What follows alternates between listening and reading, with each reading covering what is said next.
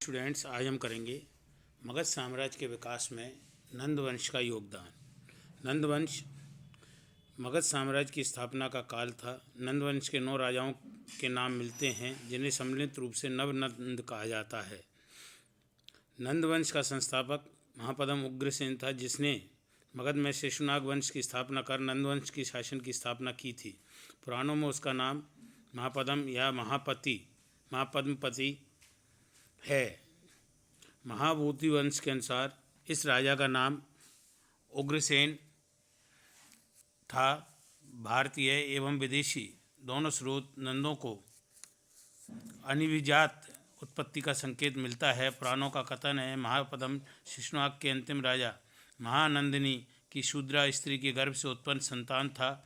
परिशिष्ट वर्मन के अनुसार वह नाई था। उसका पिता तथा नगर शोभनी माता का पुत्र था। यूनानी लेखक कर्टियस ने सिकंदर के समकालीन मगध के राजा अग्रमीज के बारे में लिखा है, जिसमें उसका पिता जाति का नाई था। इस प्रकार ये स्पष्ट है कि नंद वंश के जो शासक थे वो निम्न वंश के थे, और इसी में मालूम चलता है कि उग्रसेन द्वारा काकवर्ण की हत्या का संकेत है। बाणभट्ट के हरिश्चंद्र में लिखा हुआ हर्षचरित्र में लिखा है, काकवर्ण की राजधानी के समीप घूमते हुए किसी व्यक्ति ने गले में छुरा भोंककर हत्या कर दी। यह हत्यारा अनुमानतः महापद्म नंद ही था। महापद्म नंद उग्रसेन एक शक्तिशाली राजा एवं महान विजेता था। मगध के पूर्व राजाओं ने मगध विस्तार का जो कार्य प्रारंभ किया उसे महापद्म नंद ने पूरा किया। उसकी विजयों के बारे में निम्नलिखित उल्लेख मिलते हैं। इक्ष्वाकु कौशल के क्षेत्र पर राज्य कर रहे थे। कौशल पर महापद्म नंद के अधिकार का संकेत सोमदेव के कथा सरित सागर से मिलता है, जिसमें एक स्थल पर अयोध्या में नंद वंश के शिविर का उल्लेख किया गया है। पांचाल लोग वर्तमान रुहेलखंड, बरेली, बदायूं, फर्रुखाबाद के इस क्षेत्र के शासक थे। अनुमानतः पांचालों की मगध राज्य से नंदों से पूर्व कभी लड़ाई नहीं हुई थी। महापद्म नंद ने उन्हें परास्त कर अपने अधीन कर लिया। कौशे राज्य के लोग वाराणसी के आसपास बसे हुए थे। हैया वंश का अधिकार नर्मदा घाटी के एक हिस्से पर था। उसकी राजधानी महामहिष्मती थी।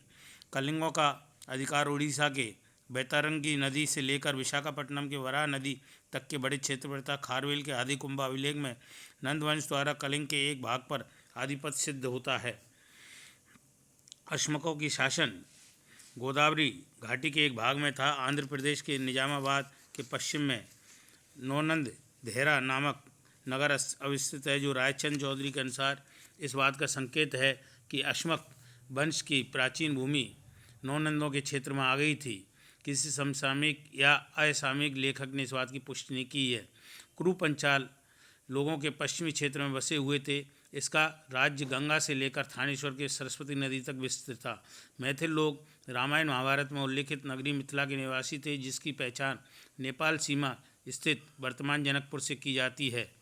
इसके आसपास अव्यवस्थित बज्जी संघ के अधिकांश भूभाग को अजातशत्रु ने अपने राज्य में मिला लिया था, लेकिन नेपाल की तराई में के जंगलों में मिथिला के राजा एक सीमा तक निश्चित रूप से स्वतंत्र रहे होंगे। सूरसेनों का क्षेत्र वर्तमान ब्रजमंडल था तथा यमुना तट के अवस्थित मथुरा इनकी राजधानी थी। उपयुक्त विजयों के परिणाम स्वरूप महापद्म उग्रसेन ने मगध को एक विशाल साम्राज्य का रूप प्रदान किया। भारत के इतिहास में पहली बार एक ऐसे साम्राज्य की स्थापना हुई जिसमें भारत की गंगा घाटी के संपूर्ण क्षेत्र के साथ साथ गंगा घाटी के बाहर स्थित प्रदेश तथा दक्षिण भारत का महत्वपूर्ण भूभाग सम्मिलित था। डॉक्टर राय चौधरी के शब्दों में नंदवंश के अंतर्गत भारत के अधिकांश भागों को एकताबद्ध किया गया है। जैन ग्रंथ परिशिष्ट वर्मन में नंदों के आसमुद्र राज्य अर्थात समुद्र तट तक समूचे देश पर उनके अधिकार का उल्लेख मिलता है। भारत के विभिन्न प्रदेशों पर महापद्म नंद का अधिकार पुराणों के अतिरिक्त अन्य स्वतंत्र साक्ष्यों से भी सिद्ध होता है, जिसके बारे में हमने ऊपर बताया है। कौशल पर उनके आधिपत्य की जानकारी कथा सरित सागर से मिलती है। खारवेल का आदिकुंभा अभिलेख उनकी कलिंग विजय को प्रमाणित करता है। गोदावरी घाटी स्थित अश्मकों के राज्य पर नंदों के प्रभुत्व की आंशिक पुष्टि गोदावरी तट पर स्थित नौनंद धेरा नगर के अस्तित्व से होता है। कुंतल प्रदेश में दक्षिण महाराष्ट्र एवं उत्तरी कर्नाटक का भाग आता है। डॉक्टर रायचंद्र चौधरी के अनुसार नंद राजाओं के दक्षिण भाग का काफ़ी भाग अपने अधिकार में कर लिया था। महापद्म नंद के उत्तराधिकारी बौद्ध एवं पुराणों में जानकारी मिलती है। महापद्म नंद के बाद उसके 8 पुत्रों का उत्तराधिकार मिला, जो बारी बारी से मगध के सिंहासन पर बैठे। पुराणों के अनुसार इन लोगों का शासन 12 वर्ष का था। महाबोधि वंश के अनुसार नंद वंश के अंतिम राजा का नाम धननंद था, जो सिकंदर का समकालीन था। इसे ही संभवतः यूनानी लेखकों ने अग्रमीज अर्थात उग्रसेन का पुत्र कहा है। यूनानी लेखकों के अनुसार उसके पास विशाल सेना और अतुल संपत्ति थी। भारतीय ग्रंथों से ज्ञात होता है कि यह संपत्ति उसकी प्रजा पर भारी कर लगाकर अर्जित की थी, जिसके कारण जनता उससे घृणा करती थी। चंद्रगुप्त मौर्य एवं चाणक्य ने इस जन असंतोष का लाभ उठाते हुए धननंद की हत्या कर दी और नंद वंश को समाप्त किया। नंद वंश का महत्व भारत के इतिहास में नंद वंश की अनेक दृष्टियों से महत्वपूर्ण है। नंद वंश की स्थापना एक अखिल भारतीय समाज की स्थापना संभावना हुई। नीलकंठ शास्त्री के अनुसार इतिहास में पहली बार एक ऐसे साम्राज्य की स्थापना हुई जिसकी सीमाएं गंगा नदी के मैदान को लांघ गई थी। सामाजिक दृष्टि से नंद वंश को साधारण एवं अनभिजात वर्ग का उत्कर्ष का प्रतीक माना जाता है। यहाँ से क्षत्रिय रक्त पर अभिमान करने वाले राजवंशों की अखंड परंपरा का अंत हो गया। प्रशासनिक दृष्टि से नंद राजाओं ने एक विस्तृत साम्राज्य एवं कुशल एकात्मक शासन की स्थापित करने का प्रयास किया। यूनानी लेखक एरियन ने व्यास के पार आंतरिक शासन की उत्कृष्ट व्यवस्था का उल्लेख किया। ब्राह्मण तथा जैन ग्रंथों में कहा गया है कि नंद के दरबार में एक से एक अच्छे योग मंत्री थे। नंद राजाओं के पास एक विशाल और बड़ी शक्तिशाली सुसज्जित सेना थी। यूनानी लेखक कर्टियस के अनुसार नंद वंश के अंतिम राजा के पास 20,000 घुड़सवार, 2 लाख पैदल, 4 घोड़े वाले 2,000 रथ, इन सब से बढ़कर हाथी जिसकी संख्या 3,000 तक पहुंच गई थी, देश के प्रवेश मार्गों की रक्षा के लिए तैनात रहते थे। नंद राजा असाधारण एवं विपुल धन संपत्ति के स्वामी थे। कथा सरिस सागर के अनुसार नंदों के पास 11 करोड़ स्वर्ण मुद्राएं थीं। बौद्ध जन अनुसूत्रियों के अनुसार धननंद के 80 करोड़ धनराशि गंगा के भीतर एक पर्वत गुफा में छुपा रखी थी। विशाखादत्त ने मुद्रा राक्षस एवं हेंगसांग ने यात्रा वृत्तांत में नंदों की विशाल संपत्ति का उल्लेख किया है।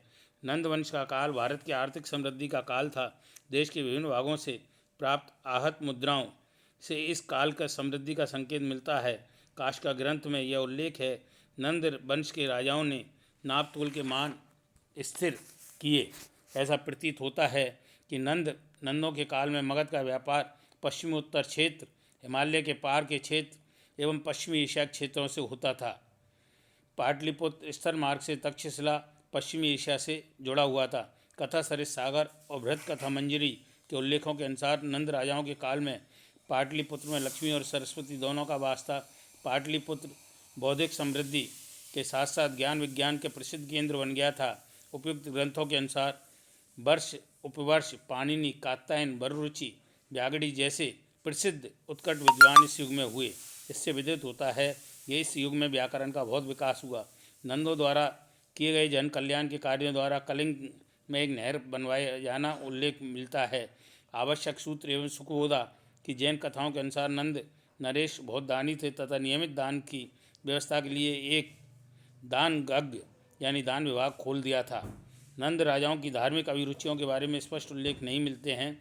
खारवेल के हाथी गुम्बा में नंद राजा द्वारा एक जैन प्रतिमा को कलिंग से उठा ले जाने के उल्लेख के आधार पर नंदों एवं जैन धर्म के मध्य घनिष्ठ संबंध का अनुमान किया जाता है। नंद राजाओं के कई मंत्री भी जैन थे।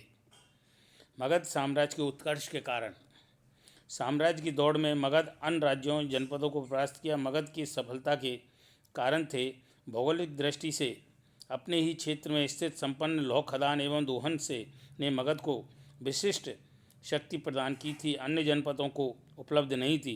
लौह खनिज की प्रचुरता ने मगध को न केवल अस्त्र शस्त्र की दृष्टि से संपन्न बनाया बल्कि कृषि एवं अन्य आर्थिक गतिविधियों के विकास को भी तेज कर दिया। गंगा घाटी के मैदानों में जंगलों को लौह उपकरणों से साफ किए जाने के कारण कृषि विकास बड़ी तेज़ी से हुआ, जिसका प्रभाव अन्य क्षेत्रों पर पड़ा। सामरिक दृष्टि से भी स्थिति सुदृढ़ हुई। मगध की पहली राजधानी राजगृह 5 पहाड़ियों के समूह में घिरी हुई थी। और एक अवेग दुर्ग के समान थी। दूसरी राजधानी पाटलिपुत्र गंगा, गंडक एवं सोन नदी के संगम पर स्थित थी और एक जलदुर्ग के समान थी।